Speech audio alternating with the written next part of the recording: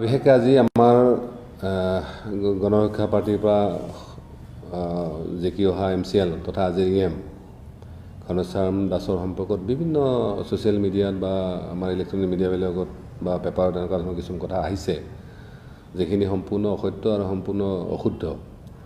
বিশেষকৈ কোনোবা হয়তো ন্যস্ত ব্যক্তিয়ে কিবা পলিটিকেল কাৰণত হওক বা তেওঁলোকৰ কিবা বিশেষ সুবিধাৰ কাৰণে এইখিনি কৰি আছে। মই সমূহ আমাৰ মিডিয়া বন্ধুসকল বা আমাৰ মিডিয়া পৰিচালক মণ্ডলীক মই জনাব বিচাৰিছোঁ যে ঘনশ্যাম দাসৰ এই ঘটনাটো লৈ তেওঁ যেতিয়া এৰেষ্ট কৰা হৈছিলে, তাৰপিছত কোৰ্টত যোৱা হৈছিল। কোৰ্টত পৰা যেতিয়া আমি গম পালোঁ যে আচলতে এই কথাটো সম্পূৰ্ণ ফল্ছ, তাৰপিছতে আচলতে তেওঁক কেন্দ্ৰীয় দিয়া হৈছিলে।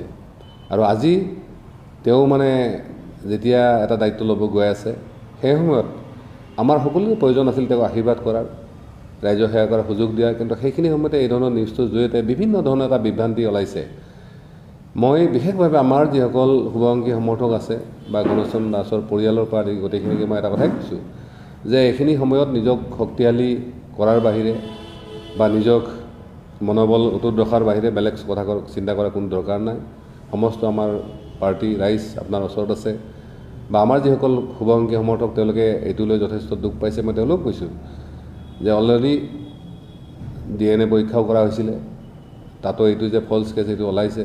অকল সেয়াই নহয়, ষ্টেটমেণ্টো দিয়া হৈছে, ছোৱালীজনী নিজে কৰাও নাই কেছটো, বেলেগে কৰিছে। গতিকে মই আজি মাত্ৰ এইখিনি কথাই ক'ব বিচাৰিছোঁ যে আপোনালোকে যিখিনি উদ্বিগ্ন হৈ আছে এইখিনি উদ্বিগ্ন হোৱাৰ কোনো কাৰণ নাই। আৰু আপোনালোকে নিজৰ অধিকাৰৰ কাৰণে, নিজৰ প্ৰাপ্যখিনিৰ কাৰণে যিখিনি দুখ কষ্ট কৰিছে বা যিখিনি ত্যাগ কৰিছে সেইখিনিৰ কাৰণে নিশ্চয় আপোনালোকে পুৰস্কৃত হ'ব সময়ত। আৰু ইয়াৰ লগতে আমাৰ যিসকল কৰ্মকৰ্তা নিৰ্বাচনত হৰাৰ পিছত বা ৰিজাল্টটো অলপ বেয়া হোৱাৰ পিছত তেওঁলোকৰ যথেষ্ট নিৰাশ বা হতাশ হৈছে, তেখেতসকলক কৈছোঁ যে যিটো ৰাইজে সিদ্ধান্ত দিছে সেই সিদ্ধান্তক আমি নিশ্চয় ৱেলকাম কৰিম। তেওঁলোকে ভুলে দিছে ভালে দিছে তাত আমাৰ বিশেষ ক'বলগীয়া একো নাই, কাৰণ আল্টিমেটলি ৰাইজে যিহেতু সিদ্ধান্ত লোৱাৰ অধিকাৰী। কিন্তু আমি দলীয়ভাৱে এই বিষয়খিনি আমি অহা 3 বা 4 তাৰিখৰ ভিতৰত আমি বৃহত্তৰ অৰ্থাৎ বহুলভাৱে পৰ্যালোচনা কৰাৰ এটা সিদ্ধান্ত লোৱা হৈছে। আৰু তাত পাৰ্টি সম্পূৰ্ণভাৱে পুনৰ গঠিত কৰা হ'ব। আমাৰ নেতৃত্বৰ ওপৰত যিসকলৰ প্ৰশ্ন আছে বা ভৱিষ্যতৰ দিনবিলাকৰ যিবিলাক পৰিকল্পনা আছে তাত বিতংকৈ আলোচনা কৰা হ'ব। সেইখিনি সময়ত আমাৰ যিসকল দায়িত্ব থকা লোক আছে তাৰ ওপৰত ৰাইজকো এইটো আহ্বান কৰা হ'ব। গতিকে আপোনালোকে এইটোলৈ কোনো হেৰি কৰাৰ দৰকাৰ নাই। আৰু বিশেষকৈ আমি চৰকাৰৰ অংশীদাৰ হিচাপে আহি থকা দিনত চৰকাৰী যিবিলাক কাৰ্যসূচী হ'ব, যিবিলাক এজেণ্ডা হ'ব আৰু যি ধৰণৰ কিছু পদবী হওক বা বিভিন্ন সা সুবিধা আহিব, এইখিনি নিশ্চিতভাৱে আপোনালোকে পাব। এইটো লৈ যে আপোনালোকে কোনো ধৰণৰ এনেকুৱা ধৰণৰ হেৰি হ'ব নালাগে যে মই এনেকুৱা লাগিব বা মই পাবই লাগিব। যে আজি বিগত প্ৰায় 17 বছৰ ধৰি আমাৰ ৰাইজে ইভেন অফিচত গৈ বহিব পৰা জেগাটোও নাছিল, আজি এটলিষ্ট এটা অফিচ পাইছে বা তাত আপোনালোকৰ এজন EM থাকিব আৰু আপোনালোকে নিশ্চয় তেওঁ পদ প্ৰদৰ্শক হিচাপে আপোনালোকৰ ওচৰত আহিব। আৰু অকল সেয়াই নহয়, যিবিলাক ঘোটালা হৈ আছিলে বিভিন্ন ডিপাৰ্টমেণ্টবিলাকত, সেই ঘোটালাবিলাকৰ বিষয়ে আপোনালোকে নিশ্চিতভাৱে অৱগত হ'ব। আৰু আহি থকা দিনত কোনো ৰাজনৈতিক ব্যক্তিবিশেষ হওক বা দলে হওক বা কোনো অফিচাৰে হওক যাতে এনেকুৱা ধৰণৰ আৰু দুনাইবাৰ BTC সংগঠিত কৰিব নোৱাৰে, তাৰ কাৰণে আপোনালোকে অতন্ত্ৰ প্ৰহৰী হৈ থাকক, সেইখিনি আমি আশা কৰিছোঁ। আৰু আপোনালোকে যিখিনি আশা লৈ ইলেকশ্যন খেলিছিলে বা নিৰ্বাচনী যুঁজত অৱতীৰ্ণ হৈছিলে, সেই আশাখিনি আমি পূৰণ হ'ব বুলি মই আজিও দৃঢ় বিশ্বাসী।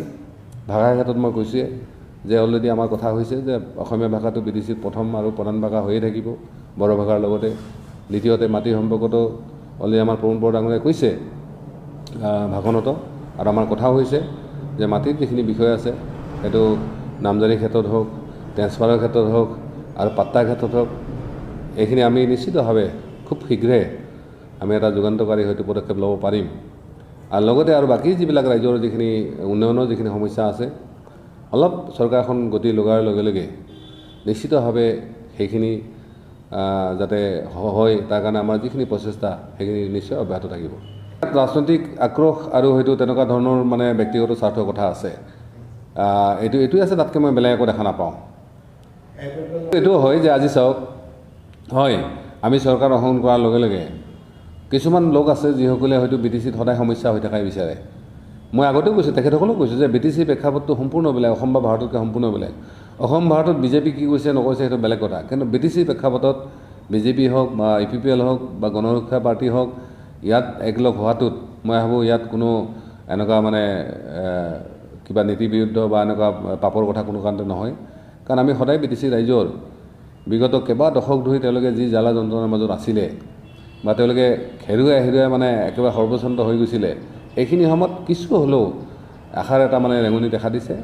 মই তেখেতসকলকো বিনম্ৰভাৱে অনুৰোধ জনাইছোঁ যে আপোনালোকে এই ক্ষেত্ৰত কমচে কম BTC ৰাইজক মানে কি কয় আশীৰ্বাদ কৰক, সহযোগিতা কৰক। ইয়াত যাতে আমাৰ বিভিন্ন জাতি জনগোষ্ঠীৰ মাজত থকা যিখিনি বৈৰীমূলক ভাৱ বা যিখিনি দ্বন্দ্ব সেইখিনি যাতে আমি ভালভাৱে সমাধান কৰিব পাৰোঁ সকলোৱে বহি লৈ, এইখিনিয়ে তেওঁলোকে আশীৰ্বাদ কৰাটো মই উচিত বুলি ভাবোঁ।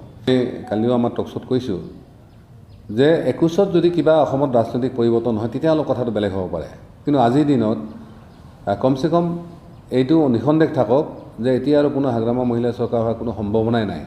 আৰু যিসকল তেওঁলোকে MCLৰ কথা কৈছে, হয় মুখত তেওঁলোকে বহুত কথাই ক'ব পাৰে বা তেওঁলোকে হয়তো ভাবিব পাৰে এইটোৱে আচলতে সত্য, এইটো মিছা কথা।